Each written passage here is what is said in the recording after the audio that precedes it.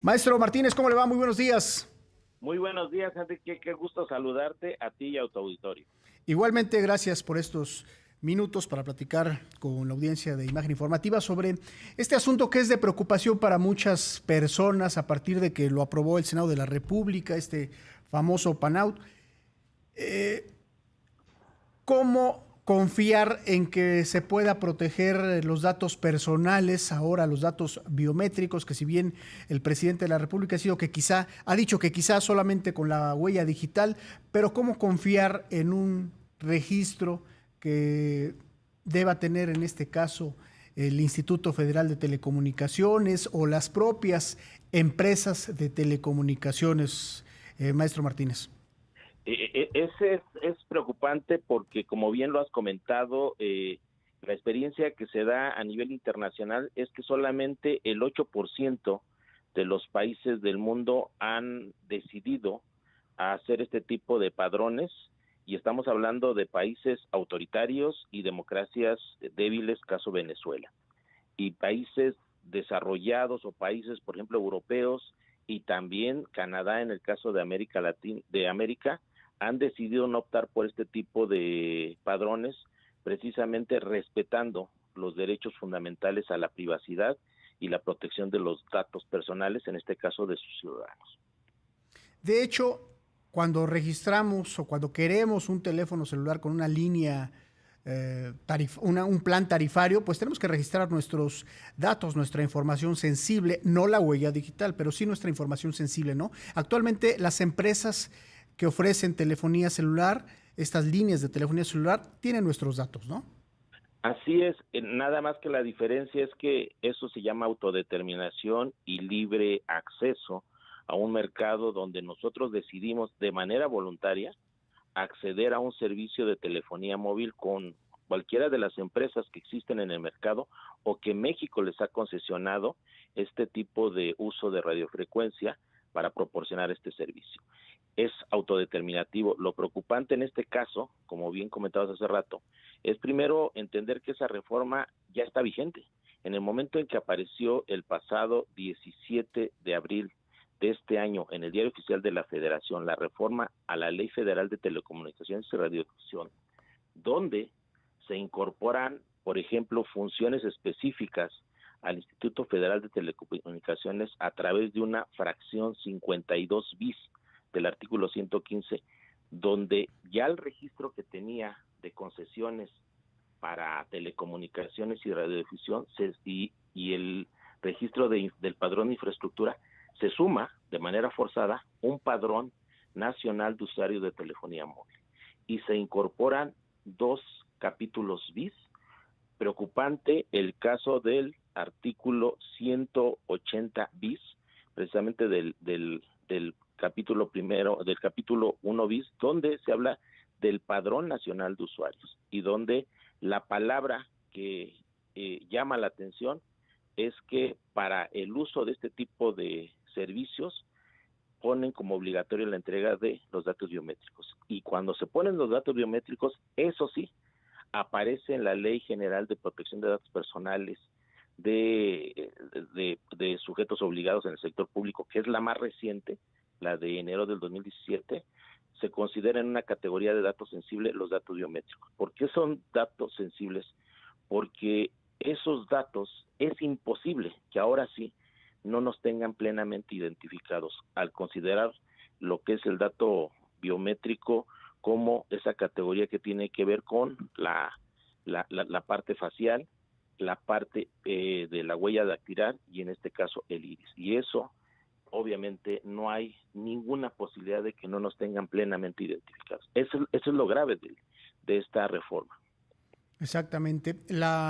Algunos grupos parlamentarios en la Cámara de Diputados y el propio INAI han anunciado la presentación de acciones de inconstitucionalidad para que sea la Suprema Corte la que determine sobre este asunto en particular. ¿Esta es la vía para determinar el futuro del PAN-out? Sí, yo creo que es correcta y es correcta lo que creo que cada autoridad o cada actor que se ve afectado ha iniciado su respectivo proceso. Aunque obviamente sí es necesario aclarar algunas cosas. Primero, como bien comentabas hace rato, el juez Juan Pablo Gómez Fierro ha hecho una interpretación donde ha establecido que con la entrada precisamente de esta reforma se estaría ante la vulneración de derechos fundamentales, y obviamente la tesis principal que él invoca es que no es idóneo, no es necesario ni proporcional. ¿Por qué no es idóneo?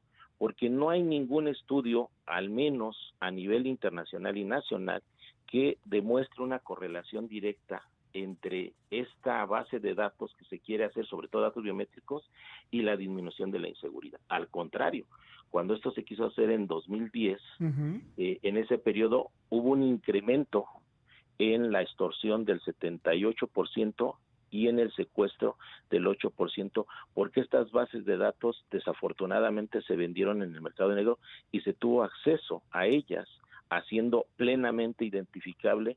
Afortunadamente en ese tiempo no tenían datos biométricos, solamente se hablaba del domicilio, nombre, ¿sí?, fotografía en algunos casos, y eso permitió este tipo de delitos. Entonces, eso es precisamente lo que se demuestra que no es idóneo, no es necesario, porque ya existe actualmente en el artículo 189 y 190 de esta misma ley, y en el precisamente Código de Procedimientos Penales Nacional, la facultad para que las autoridades de seguridad e impartición de justicia puedan hacer una petición de esta información a los particulares y poder seguir un delito o la investigación necesaria. Entonces, no es necesario, no es proporcional, porque como bien lo dijiste, ya actualmente existen los datos de dirección, de nombre, ¿sí? Obviamente la línea que tiene registrada, y para qué esa necesidad de estar teniendo el dato biométrico, obviamente eso nos pone en riesgo a todos los mexicanos. Sí, comentaba hace unos días Ricardo Mejía, subsecretario de Seguridad Pública y Protección Ciudadana, que era necesario porque muchas llamadas de extorsión se hacían a partir de estas tarjetas de prepago. Nos preguntábamos muchos, pues, ¿por qué no se cancelan estas tarjetas de prepago? ¿Por qué no se solicita? Y difícilmente pensamos que la delincuencia organizada, pues, va a utilizar una línea telefónica celular que esté a su nombre, ¿no? Para eso, como bien comentaba maestro Martínez, hace unos años, cuando ya se había iniciado cuando se había aprobado una petición similar de un registro, pues creció la venta ilegal de teléfonos celulares, lo vimos en todos los reclusorios del país que los ocupaban justamente para la extorsión. Es decir, no está enlazado el tema que se vaya a disminuir la delincuencia a partir de la proporción de datos o la entrega de nuestros datos biométricos. No es así. No, de hecho, como decíamos hace rato, más grave sería en este contexto la encuesta nacional de disponibilidad y acceso a Internet de la población que entregó INEGI de 2019. Nos habla de casi 80 millones de usuarios de Internet, y de esos el 93% lo hace vía telefónica, pero lo hace como una necesidad de servicio. Entonces actualmente tenemos 20.1 millones de hogares con acceso a Internet y 16.4 millones sin acceso a Internet.